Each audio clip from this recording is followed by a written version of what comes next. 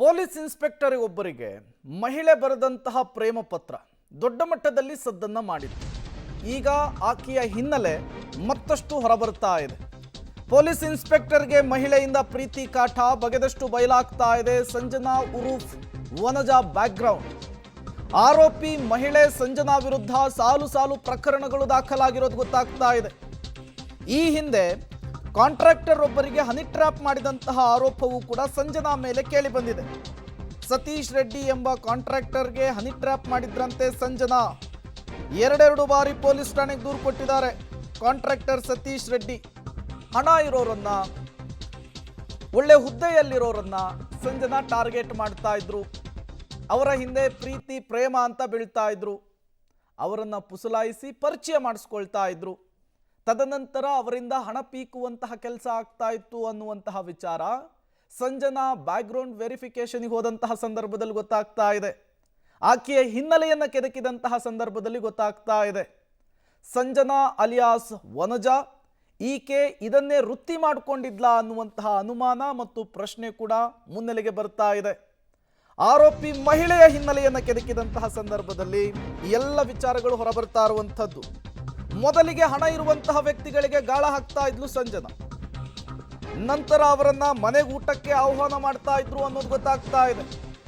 ಅವರ ಜೊತೆಗಿದ್ದಂತಹ ಫೋಟೋ ತೆಗೆದುಕೊಂಡು ಲೈಂಗಿಕವಾಗಿ ಸಂಪರ್ಕ ಬೆಳೆಸ್ತಿದ್ರಂತೆ. ಆ ವಿಡಿಯೋವನ್ನ ಇಟ್ಕೊಂಡು ಬೆದರಿಕೆ ಹಾಕ್ತಾ ಇದ್ಲು ಸಂಜನಾ ಅನ್ನೋದು ಗೊತ್ತಾಗ್ತಾ ಇದೆ. ಇದೇ ರೀತಿ ಸತೀಶ್ ರೆಡ್ಡಿಗೆ ಹೆದರಿಸಿ 3 ಲಕ್ಷ ಹಣವನ್ನ ಪೀಕಿದ್ಲು ಸಂಜನಾ. ಚಿನ್ನದ ಸರ, ಬ್ರಾಸ್ಲೆಟು, ಉಂಗುರವನ್ನೆಲ್ಲ ಕಸಿದುಕೊಂಡ್ಬಿಟ್ಟಿದ್ಲಂತೆ.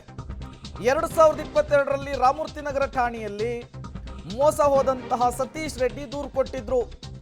ಮತ್ತೊಮ್ಮೆ ಕಾಂಟ್ರಾಕ್ಟರ್ ಸತೀಶ್ ಆಸ್ತಿಯನ್ನು ಲಪಟಾಯಿಸುವುದಕ್ಕೆ ಇದೇ ಸಂಜನಾ ಸಂಚು ರೂಪಿಸಿದ್ಲು.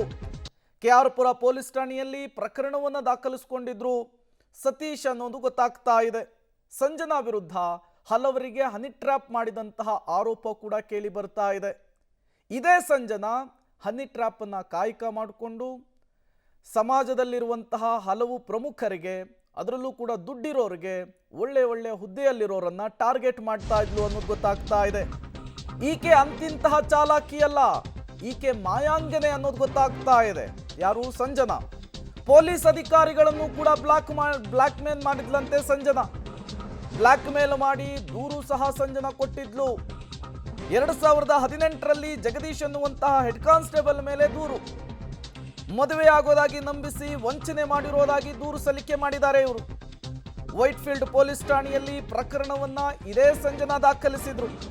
ಸುಳ್ಳು ದೂರು ಅಂತ ಹೇಳಿ ಗೊತ್ತಾಗಿ ಬಿ ರಿಪೋರ್ಟ್ ಅರ್ಥಾತ್ ಕ್ಲೀನ್ ಚಿಟ್ ಕೊಡುವಂತಹ ಕೆಲಸವನ್ನ ಪೊಲೀಸರು ಮಾಡಿದ್ರು. ಈಗ ಇದೇ ಸಂಜನಾ ತನ್ನ ಖಯಾಲಿಯನ್ನ ಮುಂದುವರೆಸಿದ್ದಾಳೆ. ಬ್ಲಾಕ್ ಮೇಲ್ ಮಾಡುವಂತಹ ತನ್ನ ಕಾಯಕವನ್ನ ಮುಂದುವರೆಸಿದ್ದಾಳೆ. ಹಲವರನ್ನ ಟಾರ್ಗೆಟ್ ಮಾಡಿ ಈಸಿಯಾಗಿ ಹಣವನ್ನ ಸಂಪಾದಿಸೋದಕ್ಕೆ ಈ ಹಾದಿಯನ್ನ ಆಯ್ಕೆ ಮಾಡಿಕೊಂಡಿರೋದು ಗೊತ್ತಾಗ್ತಾ ಇದೆ. ದೊಡ್ಡ ದೊಡ್ಡ ಉದ್ಯಮಿಗಳು, ದೊಡ್ಡ ಹುದ್ದೆಯಲ್ಲಿದ್ದವರನ್ನ ಈಕೆ ಟಾರ್ಗೆಟ್ ಮಾಡ್ತಾ ಇದ್ಲು. ಈಕೆನೇ ಪೀಡಿಸಿ ಪರಿಚಯ ಮಾಡಿಕೊಂಡು ಬ್ಲಾಕ್ ಮೇಲ್ ಮಾಡ್ತಿದ್ಲು ಅನ್ನೋದು ಗೊತ್ತಾಗ್ತಾ ಇರುವಂಥದ್ದು.